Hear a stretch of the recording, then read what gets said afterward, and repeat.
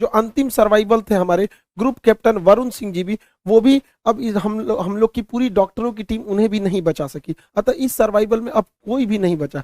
हमारे CDS Bipin Rawat sir जी का जो इसमें एक दुखद घटना हुई थी, तो अब इस विमान जो दुर्घटना हुआ हेलीकॉप्टर, इसमें किसी की भी अभी जान नहीं बचाई सकी।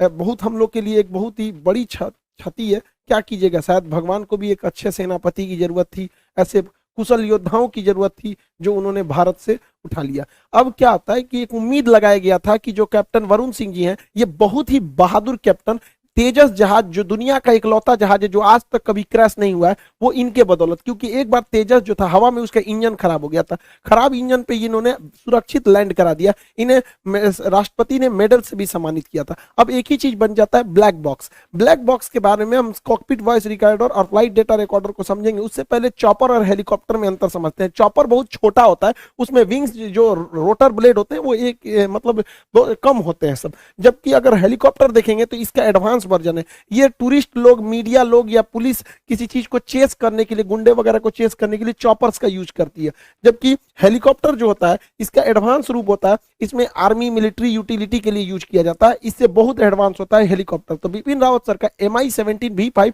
दुनिया का लेटेस्ट हेलीकॉप्टर में से था। इसमें हर तरह की सुरक्षा चीजें थी। तो हम ये विमान जो दुर्घटना हुआ है वो हेलीकॉप्टर क्रैश है, ना कि चॉपर क्रैश। देखिए, जब कोई व्यक्ति की मौत हो जाती है तो मौत का कारण पता करने के लिए पोस्टमार्टम किया जाता है।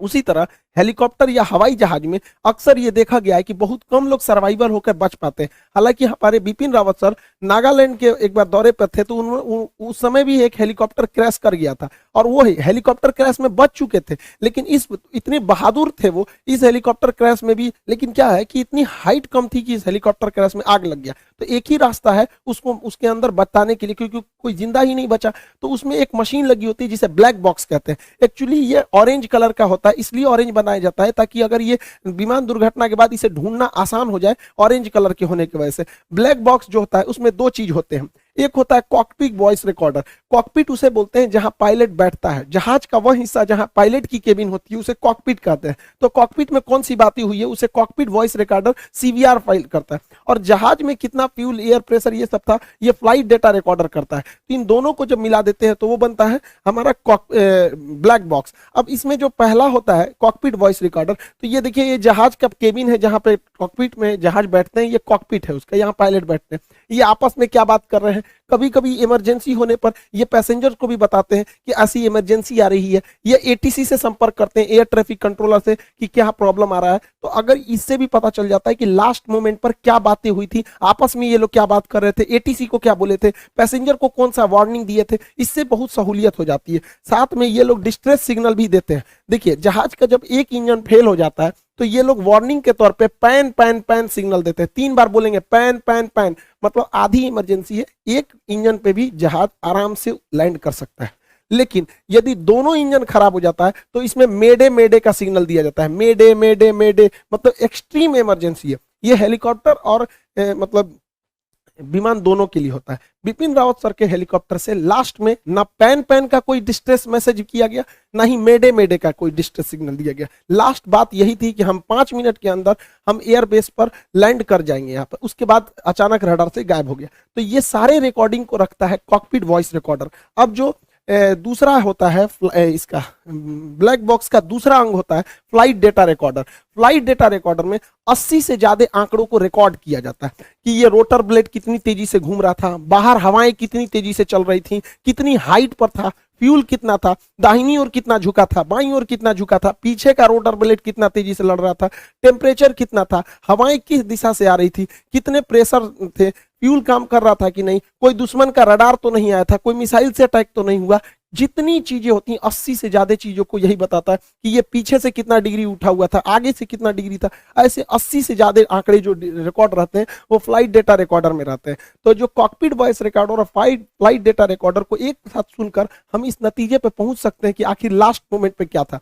अब कैप्टन वरुण सिंह नहीं रहे, अब एक ही रास्ता बता है, ब्लैक बॉक्स। अब ये ब्लैक बॉक्स में ही हर चीज होती है, इसलिए ब्लैक बॉक्स को बहुत ही सुरक्षित बनाया जाता है। इसे सॉलिड स्टील से बनाया जाता है, इतना मजबूत होता है कि अगर कोई हेलीकॉप्टर या जहाज 750 किलोमीटर प्रति घंटा की रफ्तार से भी टकराता है तो इसे कुछ नहीं हो सकता है। इसे आप गर्म भट्टी में 200 अक्सर आग लग जाते हैं, तो इसको ध्यान में रखते हुए इसे 260 डिग्री सेल्सियस तापमान सहने वाला भी बनाया जाता है, ये उसमें भी गलता नहीं है। अगर ये पानी में गिर गया तो पानी में भी ये 30 दिन तक बिना बैटरी के सिग्नल छोड़ते रहेगा, बीकन छोड़ते रहेगा, जिससे कि इसे ढूंढने में आसानी हो सके। इस ब्लैक बॉक्स को प्रेशर सहने के लिए भी बनाया जाता है कि हो सकता है कि ब्लैक बॉक्स नीचे गिरे, उसके ऊपर पूरे जहाज का लोड आ जाए तो ये 2.5 टन का वजन अपने ऊपर रोक सकता है। इसे अगर कहीं स्क्रैच आए, कटने पिटने से भी इसे कुछ नहीं हो सकता है, इसे काटा भी नहीं जा सकता है। अतः यह ब्लैक बॉक्स बहुत ही सुरक्षित बनाए जाते हैं।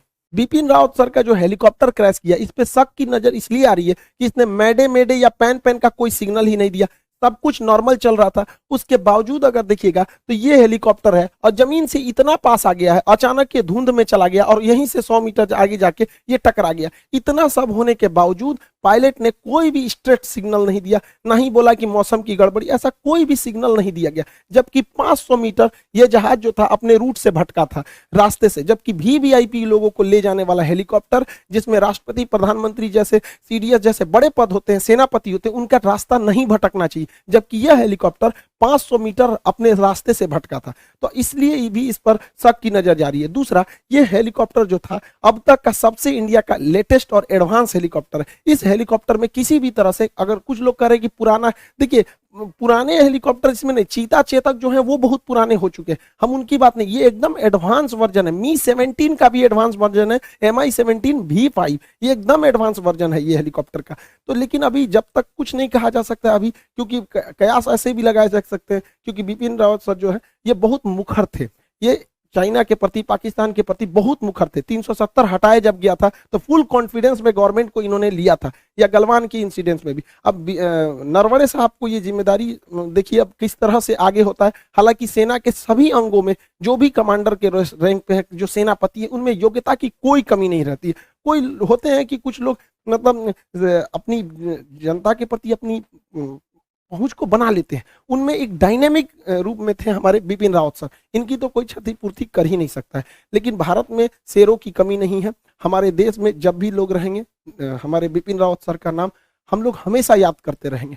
वो हमारे दिलों में है। भगवान को भी ऐसे ही सेनापति की जरूरत थी, इसलिए वो ले गए लोग। इनको हम सच्ची श्रद्धांजलि देते हैं। ये एनडीए से थे, फिर सीडीएस में ट्रेनिंग लिए, आईएमए में ट्रेनिंग लिए, उसके बाद से ये इनके पिताजी की ही कमांड में ये भी आगे गए, एक छोटे से गांव से निकलकर एक देश के सेनापति के पद को संभाले। इस पल को कोई कैसे भूल सकता है जब बिपिन रावत सर जो है वो मेडल दे रहे हैं, बेस्ट कैडेट का वहां पे ट्रेनिंग कर रहे हो। हमारी भी कोशिश रहेगी कि आने वाले समय में जो सीडीएस साहब है वो हमारे बैच के बच्चों को भी कैडेट का, बेस्ट कैडेट का अवार्ड दे सके, चाहे वो एयरफोर्स में जाए, आर्मी में जाए, नेवी में जाए। हमारी भी पूरी कोशिश रहेगी। यही सबसे बड़ी श्रद्धांजलि होगी हमारे बिपिन रावत सर को, कि गांव के लड़कों को भी आगे पहुंचाया जा सके एनडीए और सीडीएस में।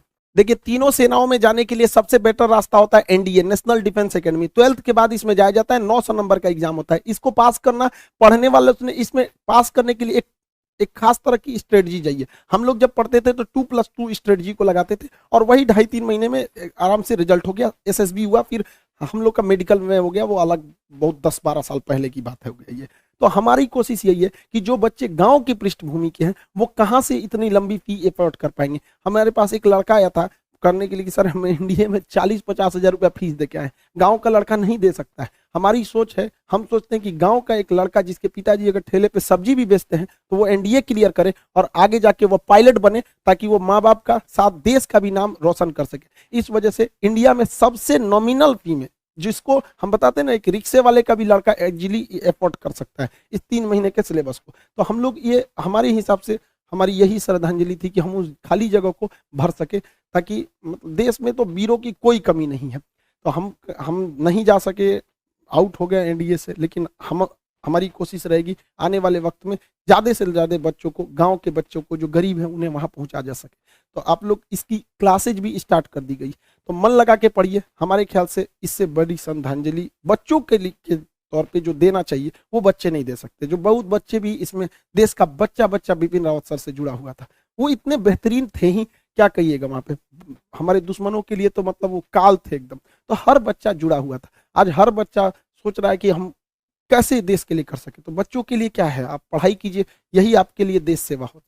आई होप आप इस चॉपर हेलीकॉप्टर ब्लैक बॉक्स को समझे होंगे। अब जांच की इंक्वायरी बैठाई गई है, ये जब रिपोर्ट देगा तो ही कोई भी चीज सामने आएगा। अभी कुछ भी चीज को पुख्ते तौर पे कहना भी उचित नहीं रहेगा, क्योंकि ये देश का बहुत ही सेंसिटिव मामला है।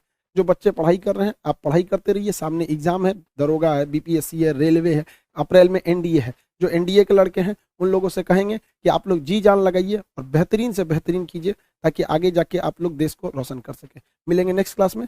जय हिंद।